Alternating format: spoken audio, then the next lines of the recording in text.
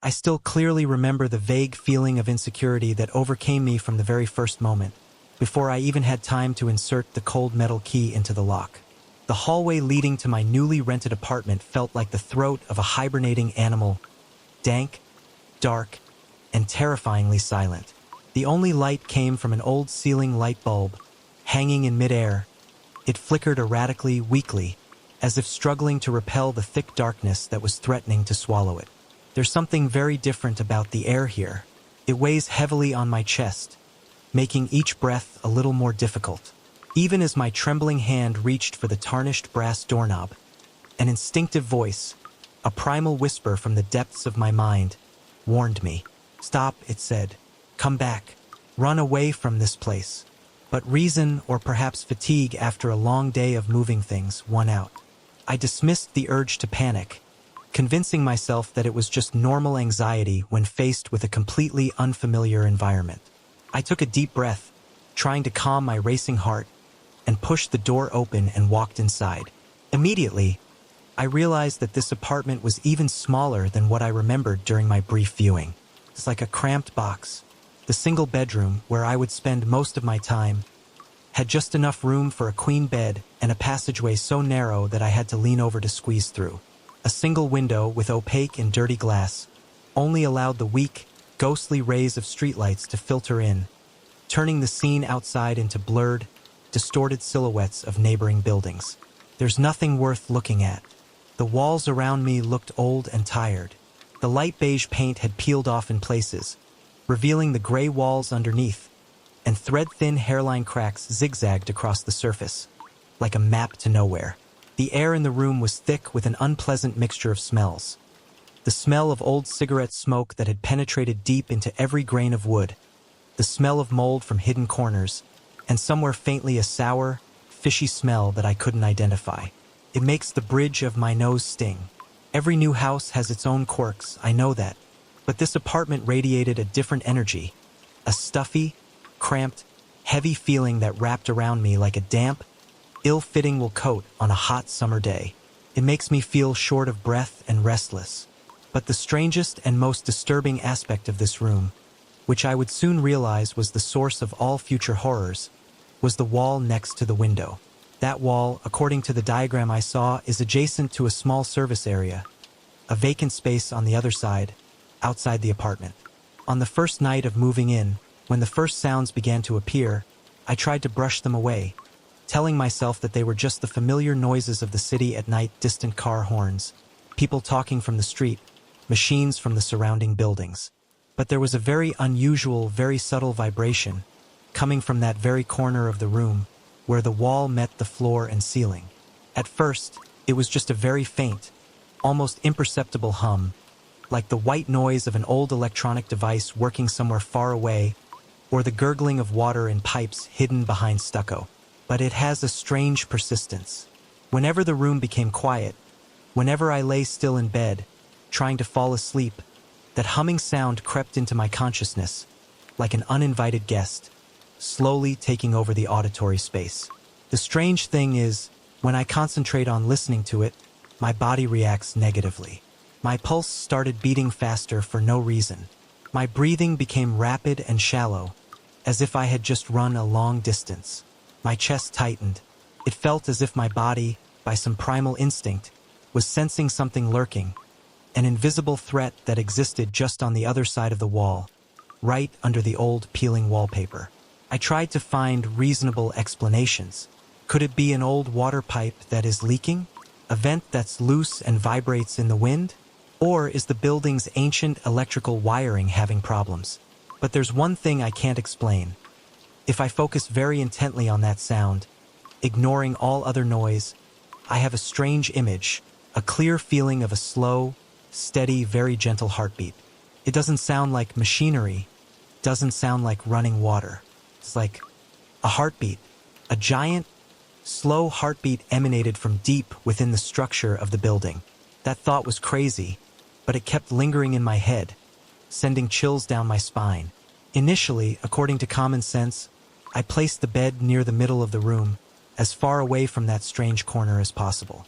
I wanted to put a safe distance between myself and whatever was making that disturbing sound. But humans are curious creatures, and sometimes curiosity is stronger than fear.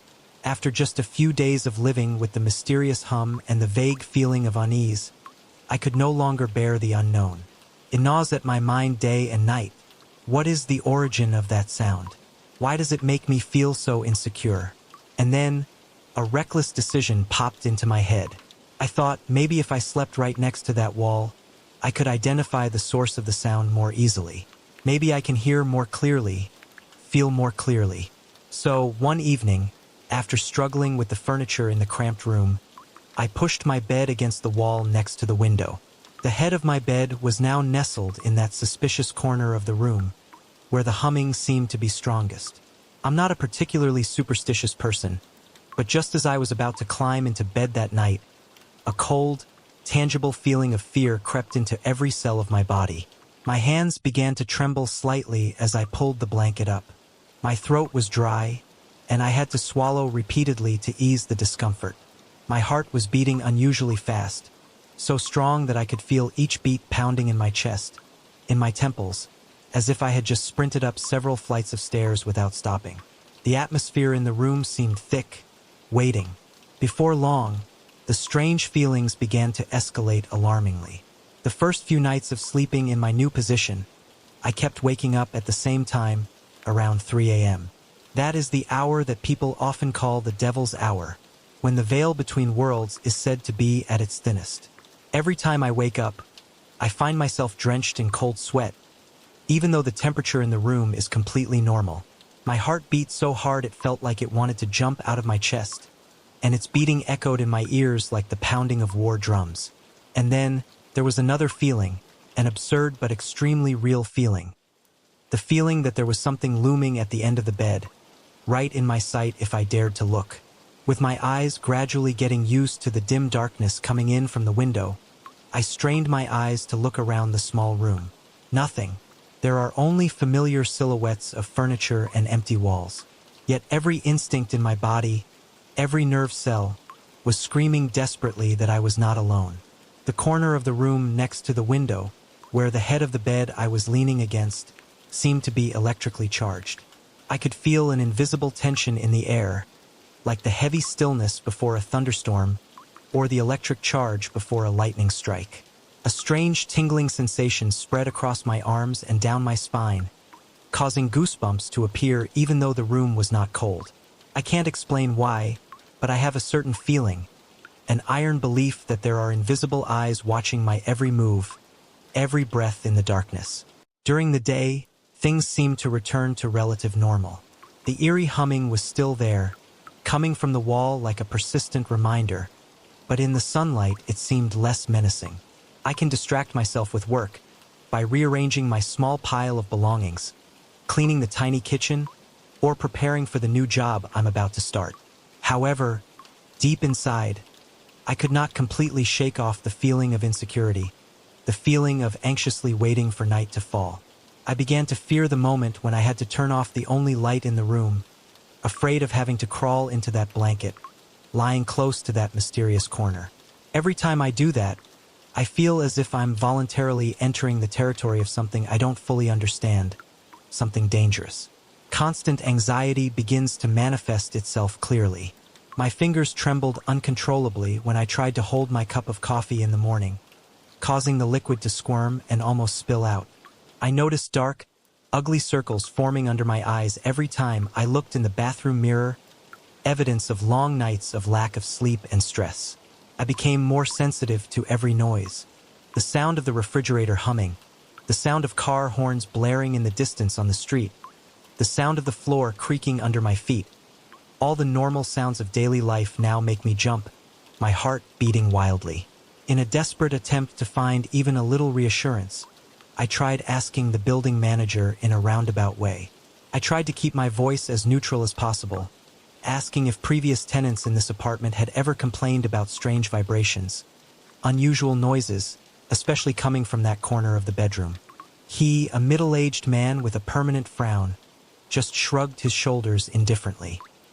He said in a clipped voice that no one had ever mentioned anything of the sort, but admitted that the building was very old. Old as dry bones, he muttered. Then he quickly changed the subject and walked away, as if my question made him feel uncomfortable, or as if he wanted to avoid something. That attitude only increased my doubts. Does he know more than he's letting on? Is there a secret about this apartment that he is hiding? I decided not to ask any more, afraid that I would delve into a truth I wasn't ready to face. I tried to reassure myself again. Maybe I'm just imagining things. Maybe it's really just old plumbing gurgling in the wall. Perhaps the stress of moving and starting a new life made my mind too sensitive. But no matter how hard I tried, I couldn't erase those terrifying moments in the middle of the night, that feeling of being watched, that invisible presence, from my mind. Time passed, and the strange experiences not only did not disappear but also escalated in intensity and frequency. Waking up at around 3 a.m. has become an almost inevitable nightly ritual. But the worst thing, what paralyzed me with fear, was the feeling of being watched, closely observed. It's no longer ambiguous. It was like a pair of invisible, cold hands were pressing heavily on my chest, squeezing my lungs, making breathing extremely difficult. Some nights, I feel my limbs feel strangely heavy, as if they were made of lead. Moving even a single finger requires a Herculean effort. My skin was always clammy with cold sweat, and my thin cotton pajamas stuck uncomfortably to my body. Sometimes, I try to swallow saliva to quench the dry thirst burning in my throat, but a panic rises in my chest when I realize my throat is so dry that it's almost swollen and painful. And then, on a particularly harrowing night, a night when fear seemed to have condensed into a tangible entity, I saw it. Or at least, I believe I saw it. It was a very quick movement, a shadow flickering in that very corner of the room, right next to the window, in the darkest area where the streetlights couldn't reach. It appears and disappears in just a split second. The moment I tried to focus my eyes on it, tried to determine what it was, it vanished into darkness. The rational part of my brain that was reeling from fear tried to push it away. It's just an illusion created by weak light. Perhaps a shadow refracted from a streetlight through frosted glass. Or maybe it's just my eyes are tired from lack of sleep. But deep inside, a place where reason couldn't reach, I felt terrifyingly convinced that it was something else entirely. Something real. Something was present in the room with me. My paranoia began to rise stronger than ever. I found myself turning on the small night light on the nightstand, an almost unconscious action.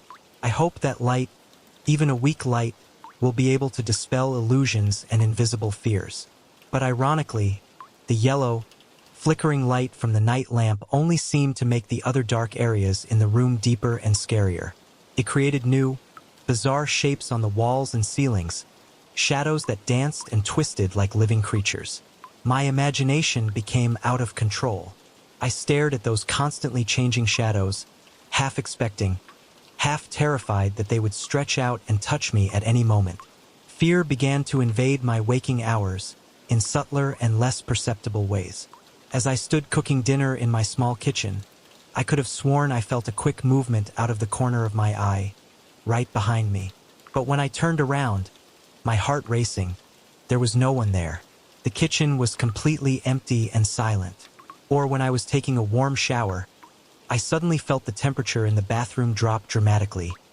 The air became cold as if an invisible, icy figure had just entered the room with me. My heart pounded again, and a hot feeling of fear spread to my cheeks. The rational part of me realized that these could be signs of growing anxiety, physical manifestations of psychological fear. But admitting that it was just stress did nothing to relieve the claustrophobic panic, the sense of threat that was suffocating me. Finally, I couldn't stand it anymore. I have to do something. I decided to rearrange my bed. Again, I pulled it back to its original position, closer to the center of the room, away from that ghostly wall. The difference is almost immediate. On the first night after moving the bed, the strange vibrations from the wall seemed to have subsided significantly to just a very soft, tolerable buzzing sound. And most importantly, I was able to sleep a little deeper, although still fitfully, without the nagging, haunting feeling that I was being watched, observed by a pair of invisible eyes in the darkness. Over the next week or so, I felt almost normal again. I can sleep better and my daytime anxiety is reduced. However, the memories of those terrible nights in that corner of the room are still very clear and have not faded. The wall near the window still makes me feel uncomfortable every time I glance towards it. Every time I accidentally passed by that corner, my scalp would tingle inexplicably, and a chill would run down my spine, as if my body still remembered the potential threat there. But at least I was able to function in my room relatively normally, no longer tormented by constant fear. I tried to maintain this new arrangement, telling myself I would never make that mistake again. But then, like a curse, doubt began to creep into my mind again. A small, insidious voice whispered that perhaps I was overreacting.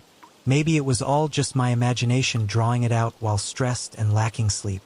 Maybe moving the bed back to its original position was just a coincidence that made me feel better psychologically. Is that corner really haunted or not? Or was it just an elaborate trick my mind had concocted to cope with change and loneliness? I need to know for sure. I need to check again. A crazy urge, almost self-destructive, overcame me. I needed to face that fear again to prove to myself whether it was real or just a product of psychological instability. And so, despite all the warnings from my instincts, despite all the horrifying memories, I did the unthinkable. I moved the bed towards that wall again, placing the headboard right in that accursed corner.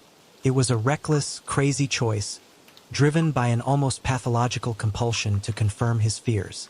The very act of dragging the heavy mattress across the floor was enough to make my heart pound in my chest.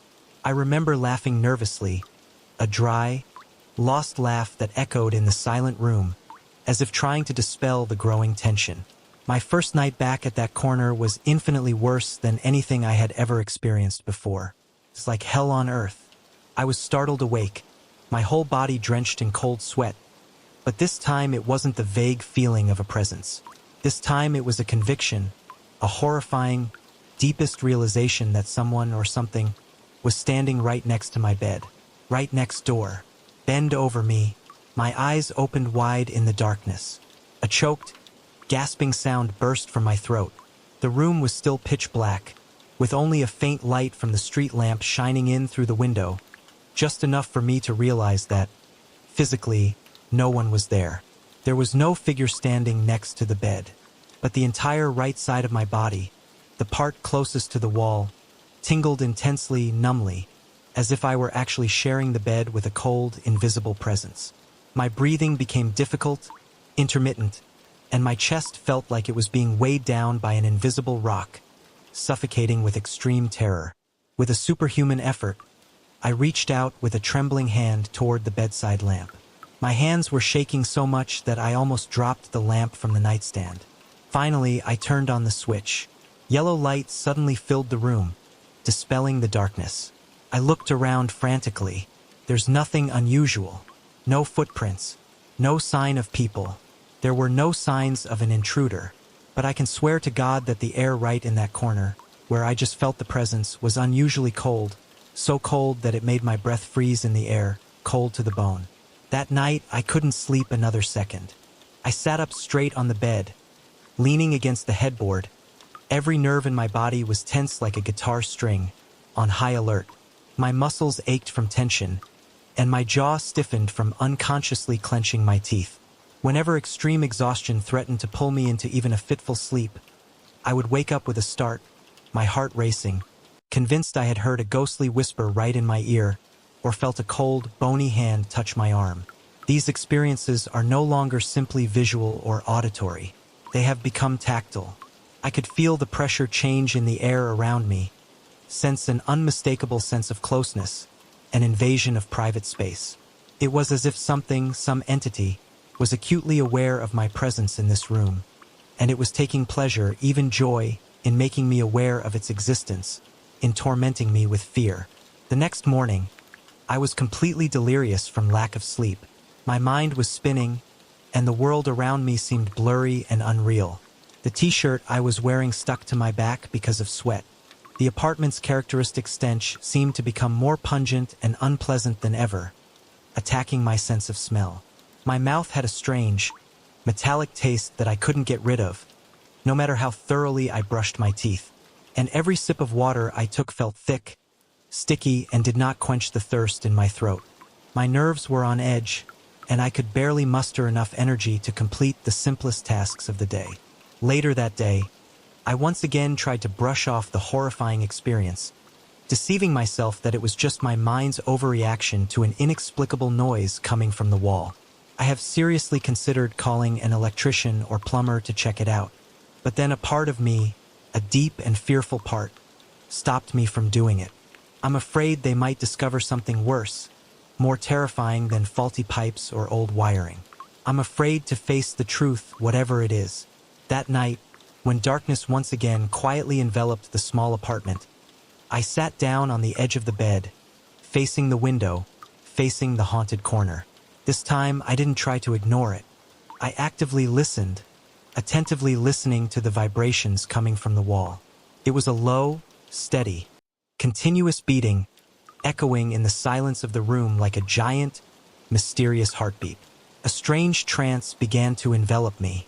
I felt inexplicably drawn to that sound, as if acknowledging its existence, focusing on it, made it all the more powerful. And then, something strange happened. My own heartbeat began to slow down, matching the rhythm coming from the wall. Soon, I couldn't distinguish between the beat of my heart and the beat of that mysterious noise. They seemed to have merged into one. My breathing became sporadic and difficult. Drops of cold sweat began to break out on my forehead and temples. I had the strangest impression, a crazy thought that if I reached out and touched that wall right now, it would no longer be cold mortar, but would feel soft, warm, even responsive like the flesh of a living creature. That thought made me shudder in disgust. That night, I had what I can only describe as a waking nightmare, or perhaps a state of semi-consciousness caused by extreme stress and chronic lack of sleep. My vision became blurry, and my eyelids felt so heavy that I could barely keep them open. I felt like I was drifting into a blurry space between waking and sleeping. That's when I felt it. A noticeable change in the mattress. A weight, a force pressed down on the empty space right next to me, where there should have been no one. My heart stopped beating for a second, then started pounding against my chest again as if it was about to burst. My breathing became rapid, shallow, panting. I tried to move, tried to sit up, tried to scream, but my body wouldn't obey. I was completely paralyzed, imprisoned in my own body by an absolute, primal, unfiltered terror. That invisible presence pressed closer to me.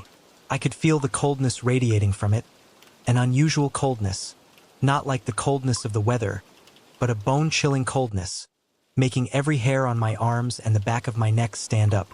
I couldn't see it, I couldn't hear it, but I could feel it with painful clarity. I felt it leaning towards me, its invisible head just a few centimeters from my face, as if it wanted to make contact, wanted to whisper something in my ear. A wave of terror, unprecedented horror, coursed through my veins. My muscles trembled violently under the strain of struggling in vain, trying to escape this tangible nightmare.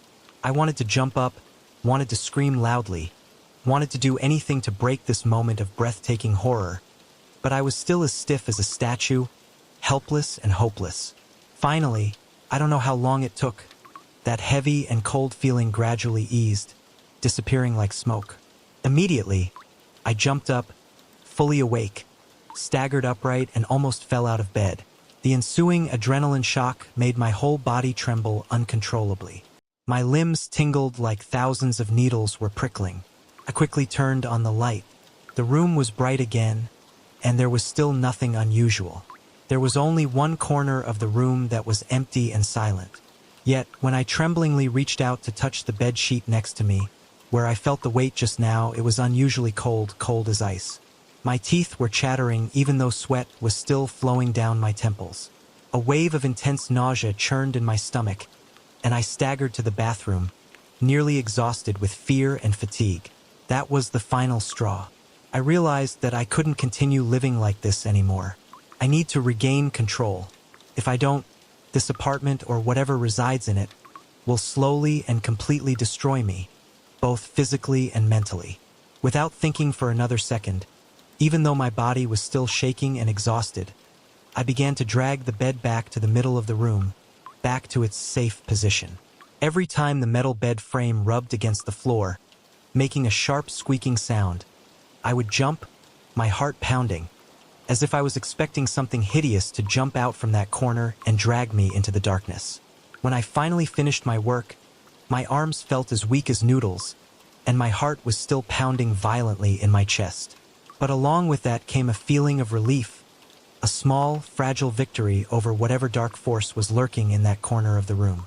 As soon as the bed was placed away from the wall next to the window, the atmosphere in the room seemed to become a little easier to breathe, less stuffy, as if an invisible dark cloud had just flown away. The following nights, I still slept fitfully, my sleep still haunted by horrifying memories. But at least I no longer had the vivid nightmares, paralyzing feelings, and tangible presences I had experienced while lying in that cursed corner. Time passed quietly. I tried my best to forget what happened, to push those memories into a hidden corner of my mind. I told myself it was just a series of extremely vivid nightmares, fueled by stress, lack of sleep, and the incessant humming coming from the wall.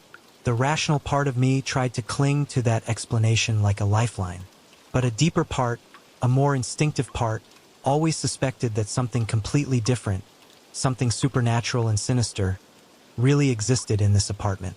Even in the weeks and months that followed, as I tried to turn the room into a real place, moving furniture around to make it feel more spacious, hanging a few cheap paintings on the wall to hide the cracks, and convincing myself that I had finally settled in, I could never completely let go of that corner. It always seems darker than other areas of the room, as if shadows have a special fondness for gathering on the baseboards in that exact spot. On rare occasions, late at night when I'm especially tired or stressed, I can still feel that faint hum, a cold reminder that I'm not the only one in this room. In the end, I learned to live with it, or rather, learned to avoid it. I was careful to stay away from that area as much as possible. I placed a small table in that exact corner, filled it with books and placed a lamp on top, as an unconscious attempt to fill the void, to not leave any space large enough for any invisible force to try to return and linger again. My nights became less chaotic, but a subtle aftertaste of fear still lingered in my subconscious. Sometimes, just as I'm drifting off to sleep, I feel the unmistakable tickling sensation of familiar paranoia, an instinctive urge to open one eye to check for anything unusual. My heart still occasionally trembles when the memory of the feeling of cold pressure on the mattress suddenly comes back. Even now, after all this time, I still have no concrete, logical explanation for the persistent shaking or the oppressive presence that haunted that corner of the room. I considered calling a professional to check the wiring or plumbing many times, but in the end I never did. Part of me is still scared. Fear that they might discover something much stranger and more sinister than faulty pipes or flickering electrical wires. Fear of facing a truth that is beyond human understanding. Instead, I have quietly accepted that I will probably never truly know the origin of those strange phenomena. Every once in a while, I wonder if the tenants before me experience something similar. Do they feel that invisible weight pressing down on their bed at night? Did they catch a glimpse of a shape moving in the darkness? Those are questions that I will probably never get answers to. The only thing I know for sure is that the atmosphere in the room changed dramatically at the exact moment I decided to give up sleeping in that corner. The vibrations subsided, the icy tension in the air lifted, enough for me to continue my life, albeit with caution. Yet I remained vigilant throughout the following months and perhaps forever. Sometimes, when I accidentally pass by that corner at night, a sudden chill runs down my spine. My pulse quickened again, and my skin got goosebumps again. There is no logical reason for these physical reactions, and I always try to shake them off quickly. But deep in my mind, in the place where my primal fear still lurks, I sense that it is still there. Whatever it is, still exists, still beating in the wall, still waiting. I kept my bed a safe distance away from that corner, and I never linger by the window for too long, especially at night if I can avoid it. I learned my lesson the painful way. Some questions are best never tried to answer. Some mysteries are best left to rest in the dark. Perhaps that apartment was simply a mirror reflecting the deepest fears and insecurities of my own soul. Or maybe, just maybe, there is something else, some entity, really out there, claiming this tiny piece of reality for itself, content with just whispering and lurking in the shadows. Whatever the truth is, I now know better. And every time night falls, when the darkness becomes deeper and thicker, I remind myself that there are hidden corners of this world, invisible boundaries, that we should never try to disturb or cross. And in that cramped, old bedroom, such a boundary existed. A line I swore I would never, ever cross again.